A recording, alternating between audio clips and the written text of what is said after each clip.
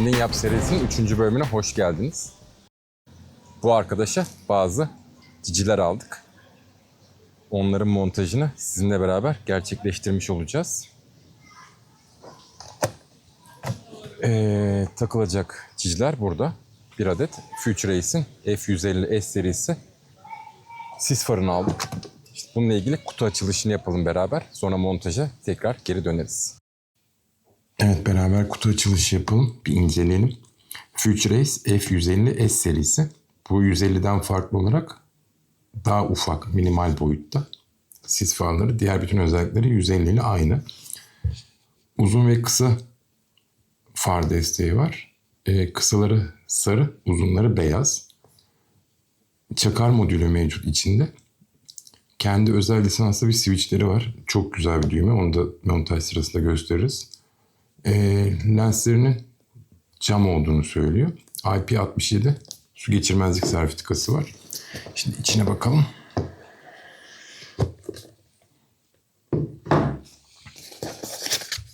Bu aynı ürünlerin bir de 24 volt versiyonları var. Bu 12 volt diye uyarı amaçlı bir sticker konmuş. Bu tarz stickerlar mevcut. Bu hem garanti hem de montaj şeması. Bu montaj sırasında aşağıda bakarız. Şimdi bunda görüyor musunuz bilmiyorum. Bu düğmeyi 3 farklı konuma koyabiliyorsunuz. Bizde burası kütükte sıkıntı olduğu için, standart olmadığı için burayı bir deneyeceğim. Olmazsa aynayı deneyeceğim. Olmazsa en kötü LG'yi söküp o araya sıkıştırıp buraya koyacağım ki bunu istemiyorum. Bununla ilgili bir çözüm üreteceğiz montaj sırasında. Bakalım. Bizim kullanacağımız baraket bu. Şu baraketi kullanacağız montaj için. Bunun için de Kaan Elektronik'ten bir ürün daha aldık. Onu da göstereceğim şimdi.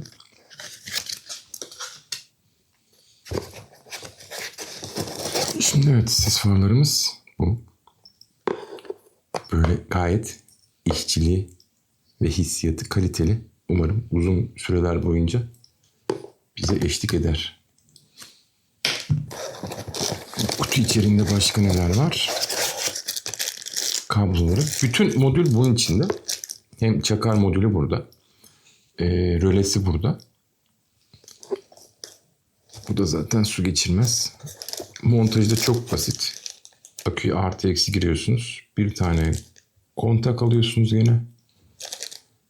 Bu selektör için tetik. Bunu kullanmayacağım. Çünkü o kadar motoru tesisatına müdahale etmek istemiyorum. Bunu körleyeceğiz ve o şekilde kalacak. Düğmesi de şu, bakın. Bu açma kapama. Bu hem ışıklar arasında geçiş hem çakar modülü. Hepsini buradan kontrol ediyorsunuz. Onları da montajdan sonra bir daha göstermiş oluruz.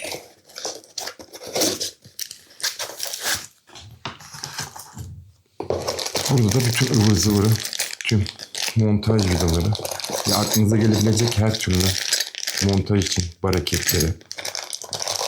Bu bizim hexagonal baraket denilen işimizi görecek paket. Burada düğme için tüm bağlantı şeyleri ve birkaç tane de klips mevcut. Bunu kenara kaydıralım. Kaan Elektronik'ten bunu aldık. Bu ne diye geçiyor? Bu X-Max sis farı baraketi diye geçiyor arkadaşlar. Ürün şu.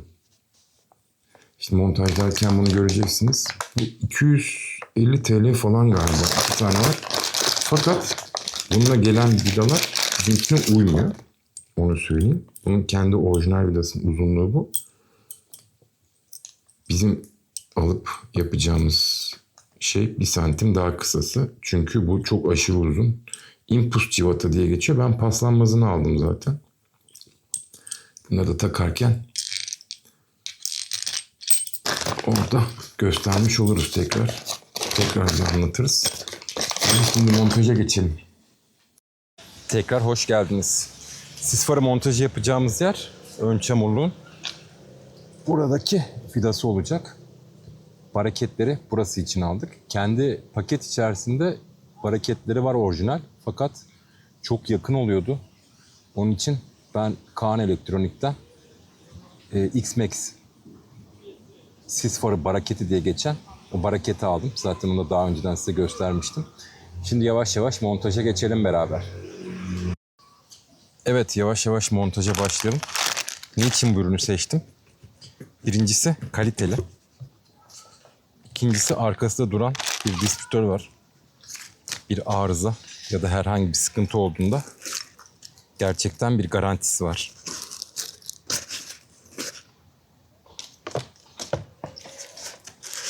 Ve kolay kolay problem çıkartmayan bir ürün. Artı rafine bir ürün. Tüm içeriği içerisinde mevcut zaten. Onun için tercih sebeplerinden biri bu oldu.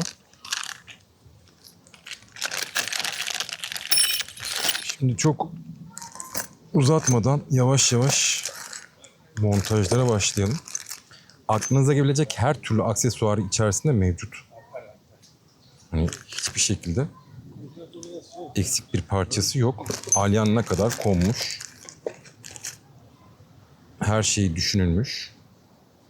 Size sadece aküye bağlayıp gerekli montajlarını yapıp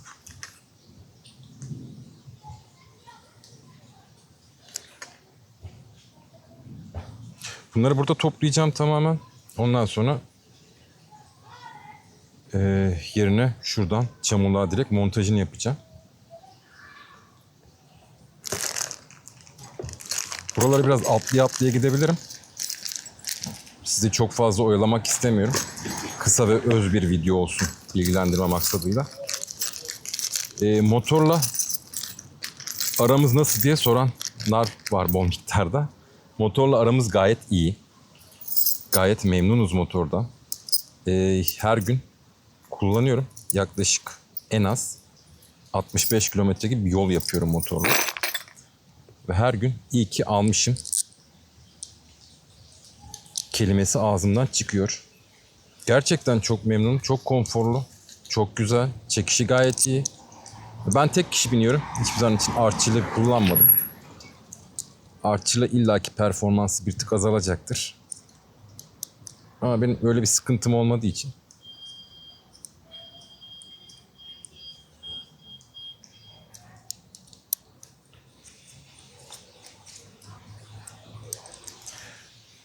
Şimdi bunları en son yerine montaj yapacağım. Yani bütün her şeyi taktık. Sis farını da bağladıktan sonra en son ön camı söküp uçmasın çöplerimiz. Yerine takacağım çünkü orada alan dar olduğu için anahtarla ya da alyanla çalışmak biraz zor oluyor. Böyle daha pratik ve rahat bir şekilde hareket ediyorsunuz.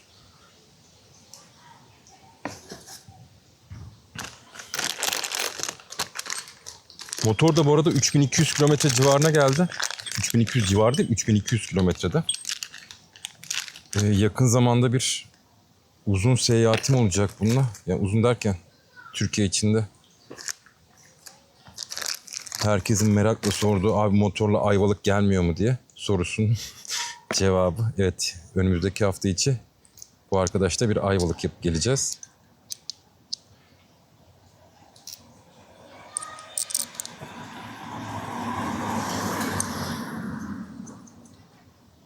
Aynı gün içerisinde evet yaklaşık bir 800 kilometre yolumuz olacak. Yani NC de gidebilirdim ama bu eğlenceli geliyor motor. Scooter'ı seviyorum. NC'nin yeri ayrı tabii o yani farklı bir şey. Sınıfları farklı zaten. Motorda gayet benim için keyifli, konforlu, eğlenceli. Her ihtiyacınızı karşılayabileceğiniz. İşte ufak tefek böyle şehir dışı turları. Ufak tefek demeyeyim yani büyük turlarda yapılabilir motorla. Niye yapılmasın ki? Sorunsuz bir şekilde götürür getireceğine eminim. Evet şimdi.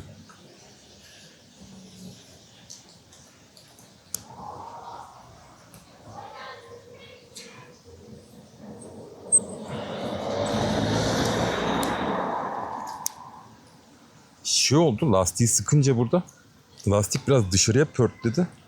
Benim de öyle bir takıntım vardır. Böyle ip gibi olacak diye onun için tekrar şuraları düzeltiyorum şu an. Biraz pah verdim orada. Tekrar sıkınca büyük ihtimal şimdi lastik oraya doğru ezilecektir.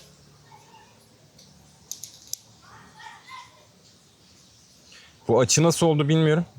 Dediğim gibi profesyonel değilim. Her zaman söylüyorum bunu.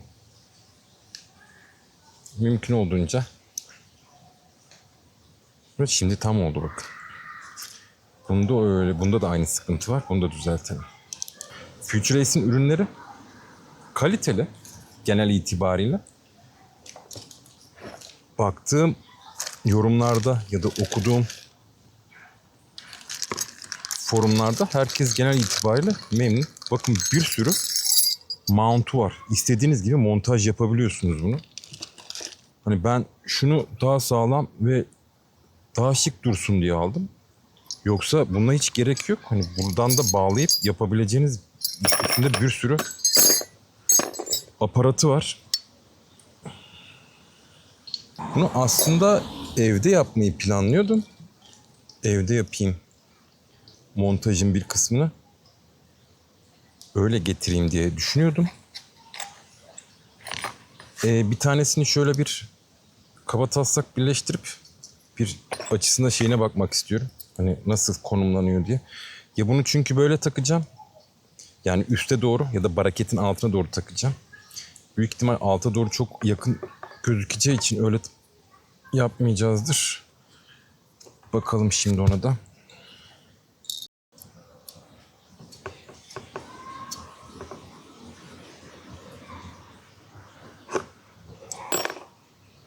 Evet, mount yaklaşık şöyle bir şey olacak. Şurayı da biraz sıkalım oynamasın ki. Evet. Mount bu. Yani ya şey böyle koyacağım ya da ters takacağım bunu, böyle alta doğru takacağım. Şimdi onun için bir bakalım dedim size beraber. Bir bakalım şimdi. Nasıl bir şey çıkacak ortaya. Şunu kullanmadan direkt buna da bağlayabilirim ama çok... O zaman da ayarla ilgili sıkıntım olabilir. Bir bakalım. Evet, bir deneyelim bakalım. Böyle sökemeyeceğiz. Biraz sağlamca sıkılmış. Büyük ihtimalle ilaçlıdır bunlar da zaten. Evet, işaretlenmiş bile.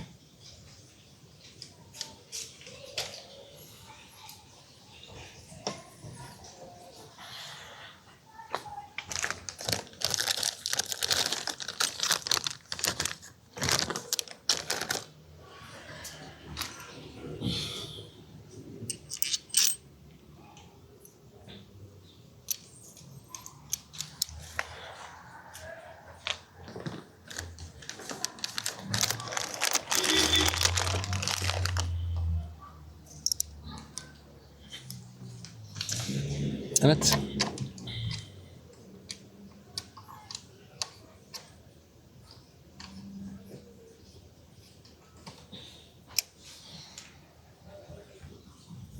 Kötü durmadı değil mi? Bence durmadı. Yani şu kablolamayı da şuradan bir yerlerden hallederiz.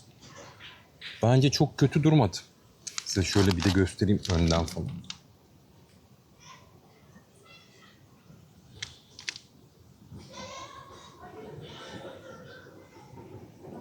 Bir şey daha kontrol edelim. Bu çamurluğa çarpıyor mu sorusu var.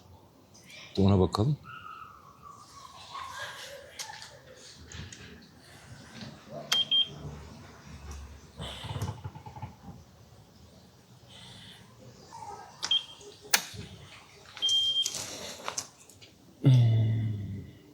Bence gayet güzel durdu ya. Böyle kalabilir. Ne çok açık, ne çok kapalı. Böyle ayar mekanizması da daha rahat olmuş olacak. Şimdi sis farını takınca her şey bitti değil tabii. Sis farı ile ilgili bir de ayar yapmamız lazım ki insanların gözünü alıp kör etmeyelim. Evet, bu tarafın seti tamam. Son rötuşlarını, vidalarını bir daha sıktım, kontrol ettim. Şimdi bunu buraya artık sabitleyebiliriz. Fakat bunu sabitledikten sonra bir de otoparkta bir duvara karşı, karanlıkta yani, bunun açı ayarlarını yapmamız gerekiyor ki milletin trafikte gözünü almayalım.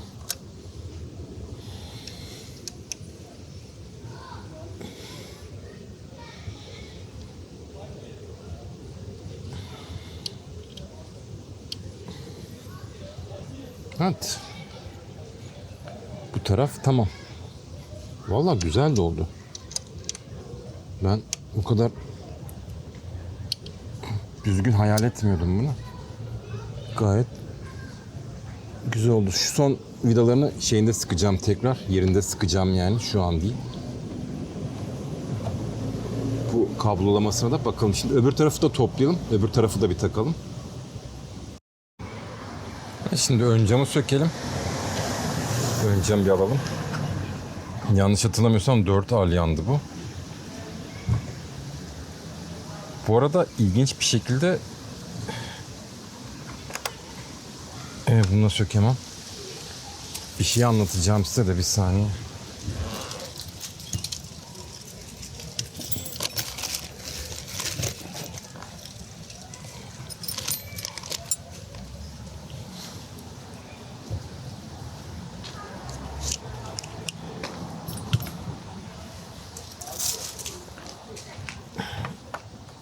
Evet, 4 alyanmış. Ne anlatacağım? Biliyorsunuz ben Kadıköy'de çalışıyorum. Motomax'ın orada. Motor oradayken şu tapalardan birini çalmışlar. Yani hani kameradan da baktık sonra. Hani düştü mü dedim, ben sonra çok merak ettim. Güvenliğe söyledim. Abi dedi, gösterdi işte. Hani istesem veririm ya. Gerek var mı böyle bir şeye bilmiyorum ama o haddeye geldik demek ki. Tuhaf bir durum bu. Aslında üzücü bir durum. Yanımızda halı saha var bu arada. Kötü bir lokasyon seçtim.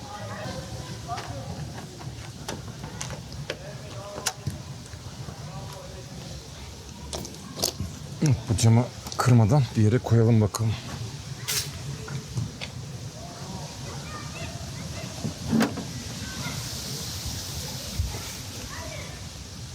Şu mekanizmayı yukarı alsak daha iyi olacak değil mi? Daha rahat çıkıyor diye hatırlıyorum ama yanlış da hatırlıyor olabilirim.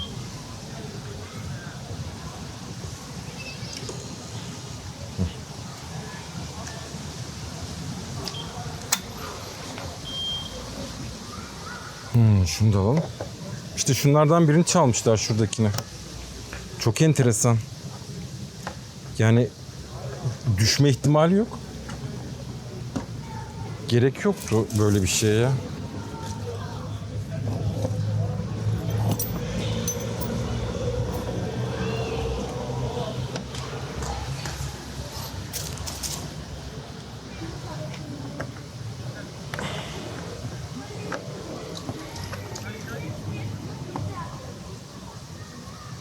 Galiba avadanın içinde var. Birkaç tane yedek diye hatırlıyorum ama bakarım ona. Evet, şimdi bu arkadaşı öttürmeden turuncu takibi sökelim. Evet, arkadaşın kalbine gene ulaştık. Şimdi o kutuyu nereye koyabilirim diye düşünüyorum. Biraz planlayalım bunu. Size sonra detaylarını paylaşırız. Siz de böyle çok boğmamış oluruz. Sis farlarının ön bağlantılarını yapalım. Bunlar ara kablolar. Ve her şeyi düşünmüşler rahat rahat hareket etmemiz için. Güzel bir şey. Ya motorun tesisatı o kadar güzel ki. Böyle nereden ne geçirsem diye hani gözükmeden yapayım da kıyamıyorsunuz böyle. Gerçekten çok güzel bir işçiliği var. Şimdi bunları bu aradan, şu maşanın arasından, şuradan Buraları size benim gösterme şansım yok artık. Yaparken kendiniz buraları kablolayacaksınız.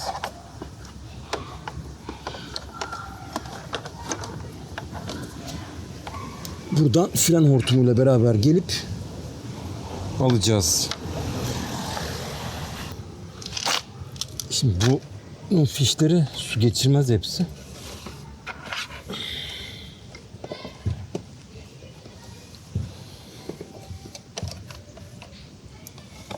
Yani bağlantılar IP67'ye uygun.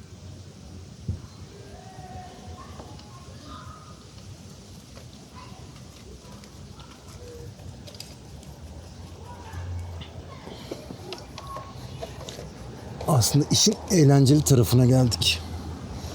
Kablolama kısmı.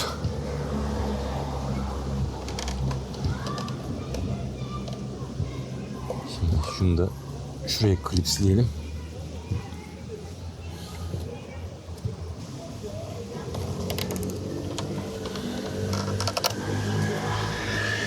Evet, şimdi buradan da fren hortumuyla beraber bu ikisini şuradan şöyle bu ve onu yukarıya doğru çıkarız. Şunu şuraya ayrı bir klips yapalım. Çok da klips, sadece kutunun içindekileri aldım. Kendime almadım ya. Niçin böyle bir şey yaptım bilmiyorum. Adamlar da zaten sayılı koymuşlar 3-4 tane.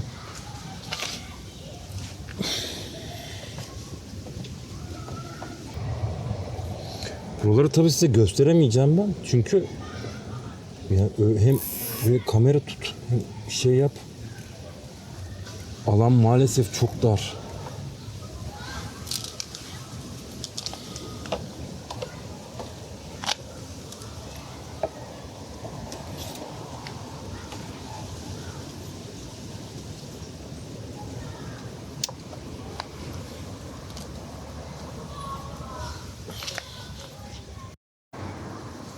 Evet, düğme olarak kütüye bağlama kararı aldım düğmeyi.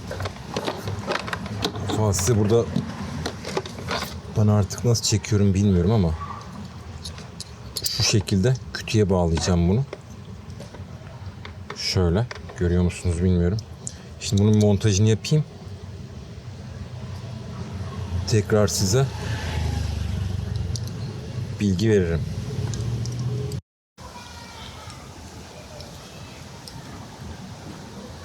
Evet, düğmemizin montajını yaptık. Şimdi bunu kütüye bağlayalım. Bu arada gördüğünüz gibi bunlar hiç sıkı değil. Yani bende değil. Bir kontrol edin. Çok ya aşırı gevşekti civatalar. Ben bunları biraz sıktım.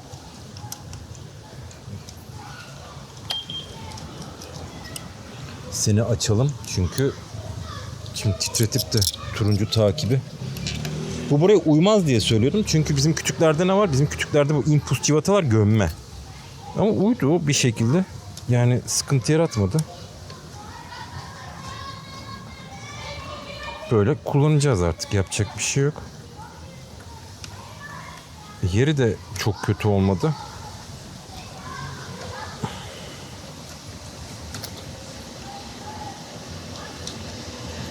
Şurayı istemedim ayna için. Burası daha mantıklı benim için. Ayna için niye istemedim? Burası çok kalabalık. Yani el freni var, şey var. Ulaşmak da zor. Burası daha pratik oldu. Bir de sürekli aktif sis farı kullanmıyorum ben. Yani gece zaten sürmüyorum. Sadece tehlikeli bölgede seyahat ediyorsam bu E5'in genelde sol emniyeti oluyor.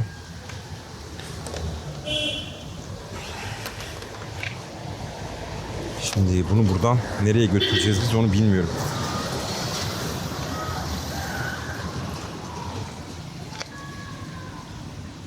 Burayı da bir çözelim. Burayı da çözelim, size anlatayım sonra. Evet, şu alt tablayı söktüm maalesef. Yoksa başka türlü bunun kablosu geçmiyor. Bir şurada dörtlük alyanı var. 2 tane de bir burada, bir de burada klipsi var. Şimdi bunu bir geçirmeye çalışalım bakalım. Bu biraz zorlu olacak maalesef.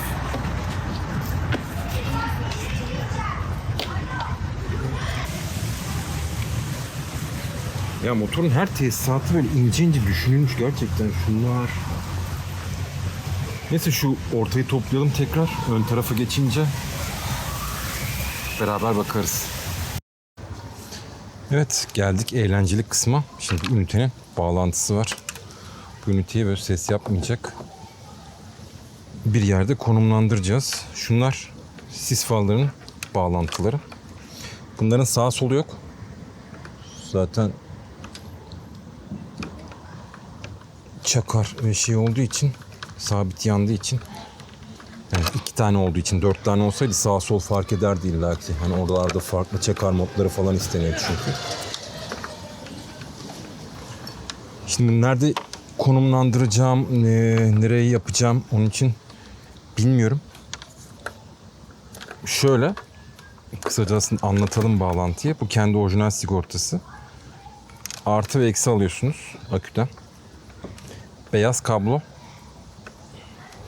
Tetik alacağınız, yani sigorta kutusundan almış olduğunuz tetik. Bunun içindeki röle için lazım. Şu düğmenin bağlantısı.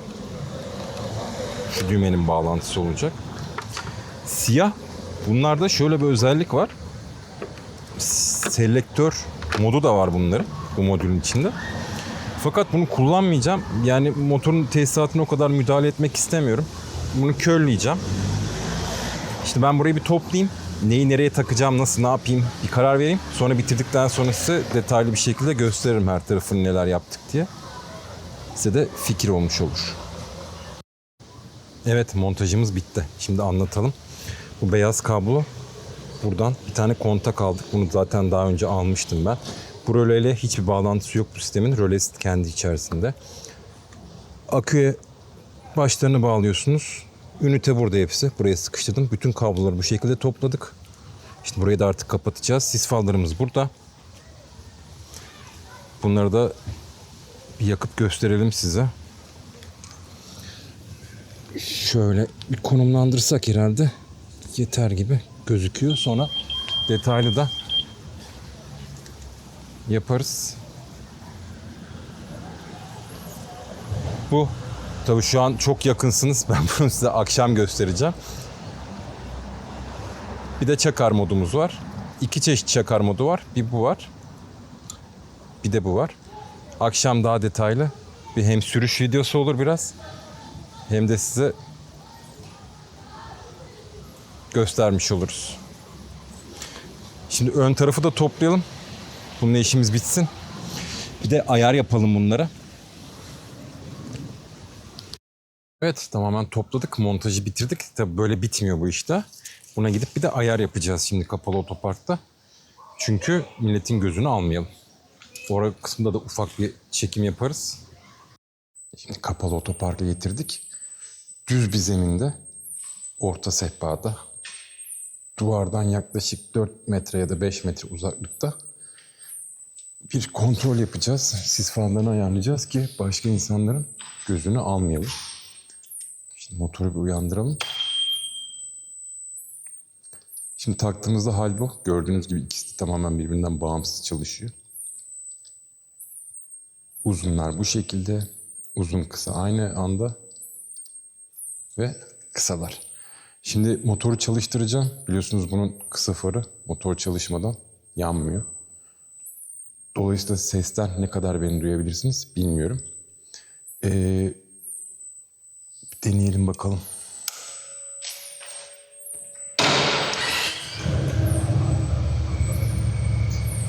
Şimdi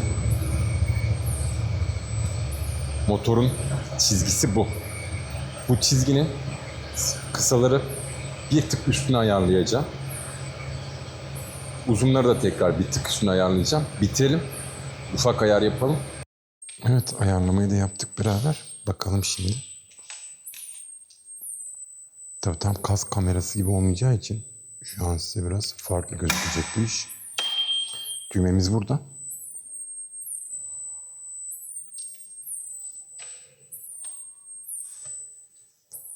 Şimdi sarı kısalarımız diye geçiyor. Buna bir kere basıyorsunuz. Sarı ve kısaları açıyor. Şöyle göstereyim. Uzunlarımız. Uzunlar biraz yüksek oldu. Bunu kasıtlı bu şekilde ayarladım. Çünkü biçimsiz yerlerde çakar kullanıyorum. Belki bunu tekrar biraz daha aşağı alabilirim sonra.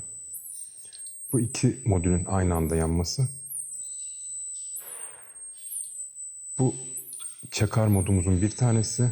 Bunu pek sevmiyorum. Bu da ikinci çakar modumuz. Şöyle önden gösterelim.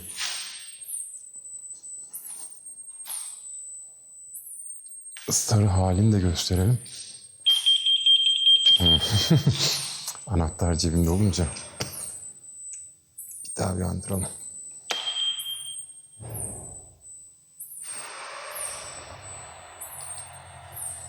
Evet, sarı halinde bu şekilde sis farların. Yani dediğim gibi ince bir ayar daha gerekecek illaki. Uzunlar tahminime göre biraz yüksek kaldı çünkü. Onları tekrar bir revize edeceğim. Gece sürüş videosu paylaşır mıyım bilmiyorum. Herhalde paylaşmam bu saatten sonra. Bu seri de burada bitsin. Herhangi kafanıza takılan bir problem varsa ya da bir soru varsa cevaplarım yorumlarda.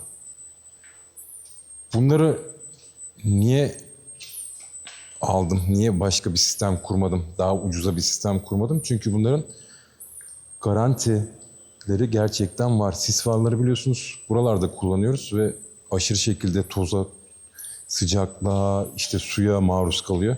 Ve sonunda maalesef iflas ediyorlar. Bunların arkasında firması duruyor. Hemen söküp, hepsi zaten biliyorsunuz şurada. Fişle, kendi fişleriyle beraber, onlarla beraber söküp hemen değiştiriyorsunuz.